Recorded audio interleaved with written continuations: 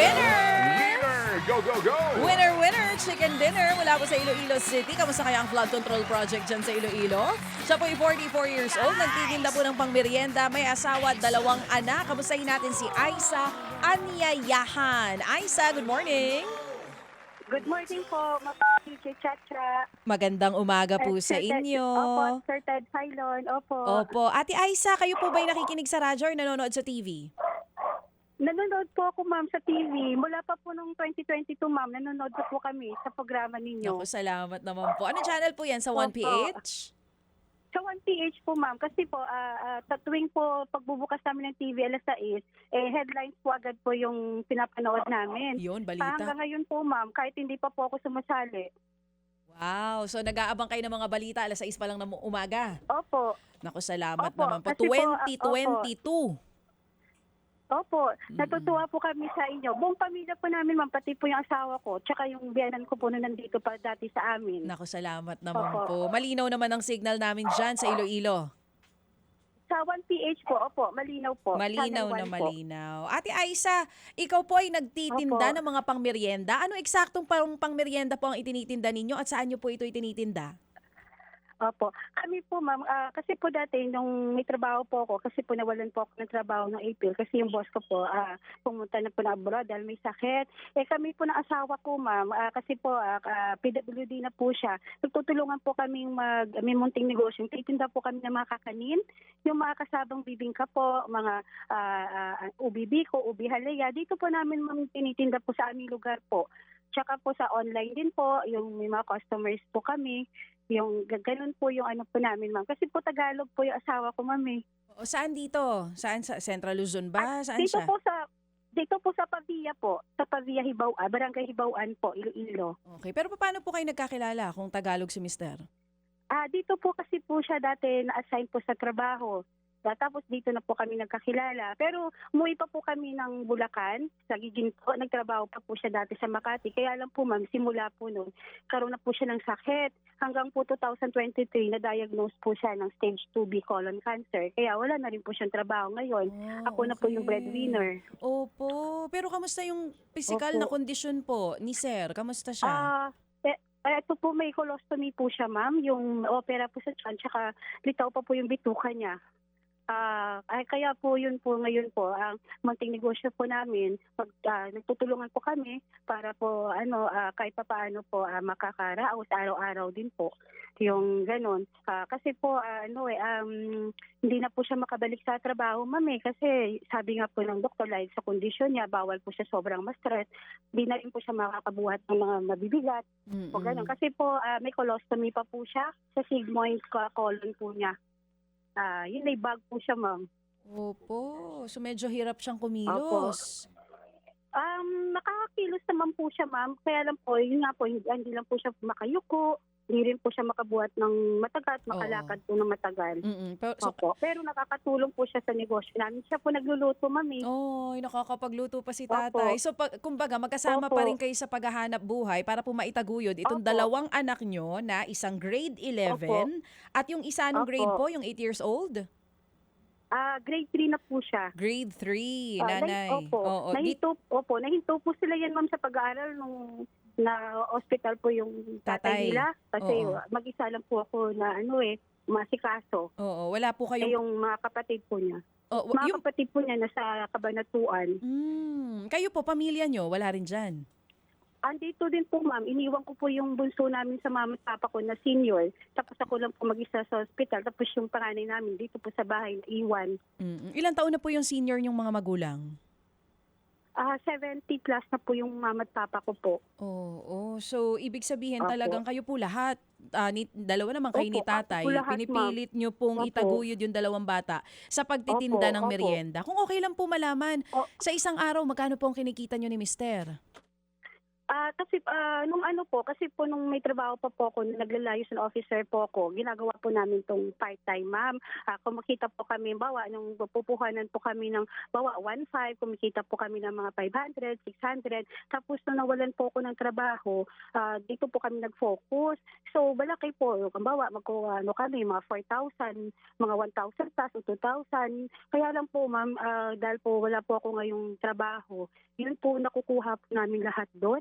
Kaya nauubos po yung kapital yung pang-rolling. Sabi kasi, kaya nga po ngayon, nag-aano po ulit ako ng trabaho ulit Oo, sa sige. kakilala ko po para Opo. po, kasi hindi po kakayanin. Hindi kakayanin ng pagtitinda ng merienda. Pero, Pero, Ate Aisa, hinga ka kakayanin muna po ng malalim. Opo. Hinga ka ng malalim muna. Oo, hinga. Kinakabahan ako po Okay kasi lang po yan. na-overwhelm. Normal po yan. Walang problema. So, Opo, magkano kasi po ano kinikita po, sa isang na-excite araw? po ako. Wala pong problema. Tama po ba? 1,000 to 2,000 pesos ang kita? Opo, kung nung malakas po yung ano namin, Yung merienda.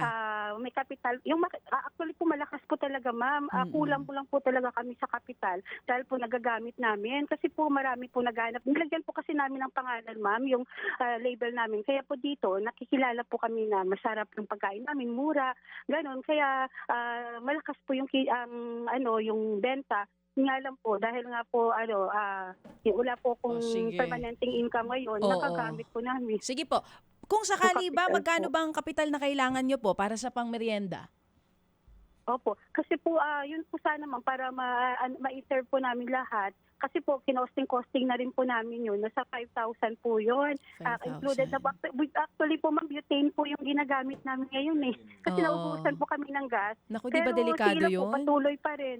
Oo. So, Hindi naman po. Kasi nasa labas po ng, yun nga Nasa lang po, labas mas ng magastos bahay. po. Kaya lang, kaya lang kailangan po makaraos araw-araw, ma'am eh. So, Kasi kung mahal po. ang kailangan ninyo, 5,000 piso para mas makapaghanap buhay ng maganda.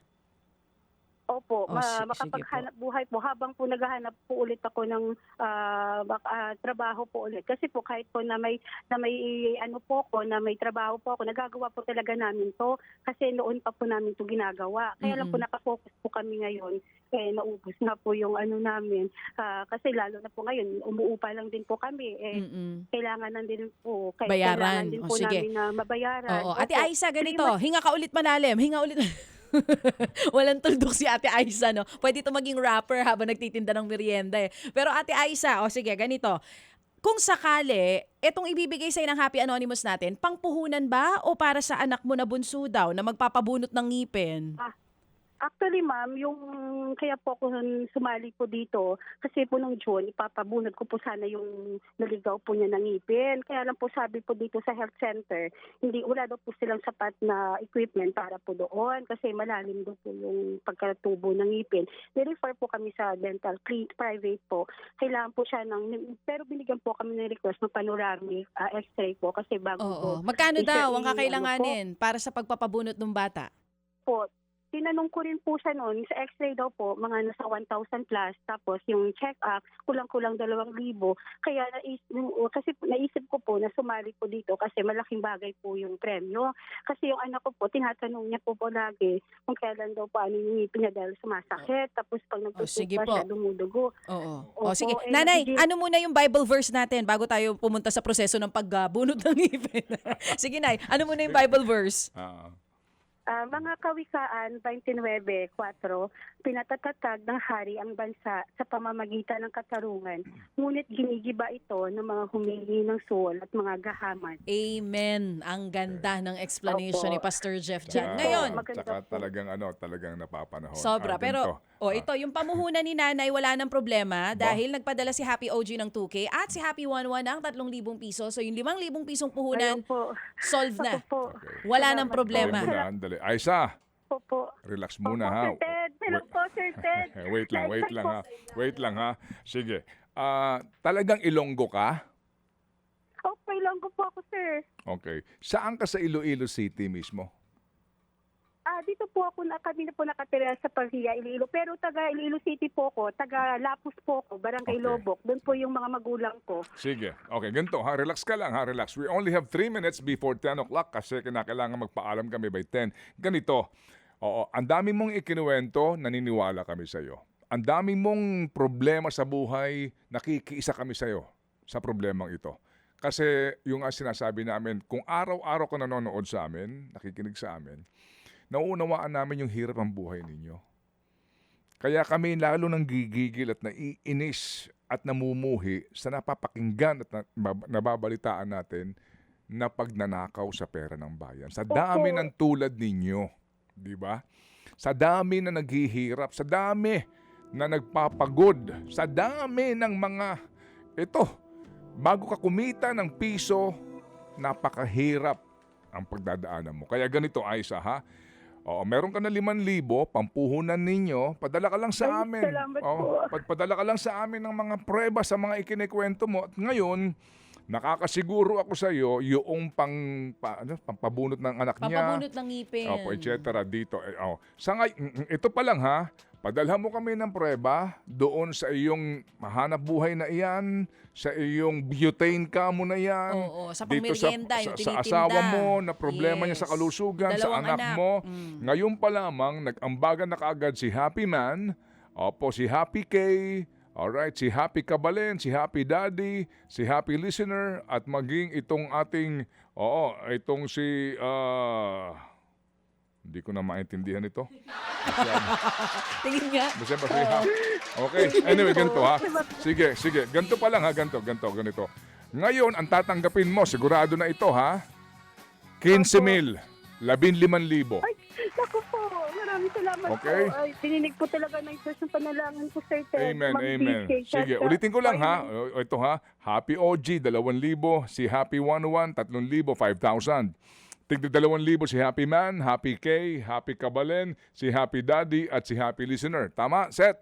Alright, so 15,000 ito, hintayin namin yung mga prueba, muli kaming tatawag sa iyo at kung kinakailangan tulungan ka pa sa hanap buhay mo, gagawin ng ating mga Happy Anonymous, okay? Maraming salamat po. Magpapadala po ako ng mga prueba po namin, Sir Ted. Amen. Sige, Thank you po. Aisa, salamat na marami. Abangan mo yung tawag ng aming staff. Maraming salamat. Abangan din Opo. namin yung prueba. Pasalamat ko sa lahat ng nag-ambag-ambagan para sa inyo. Salamat po. Maraming salamat po lahat sa mga Happy Anonymous po sa programa po niyo, Sir.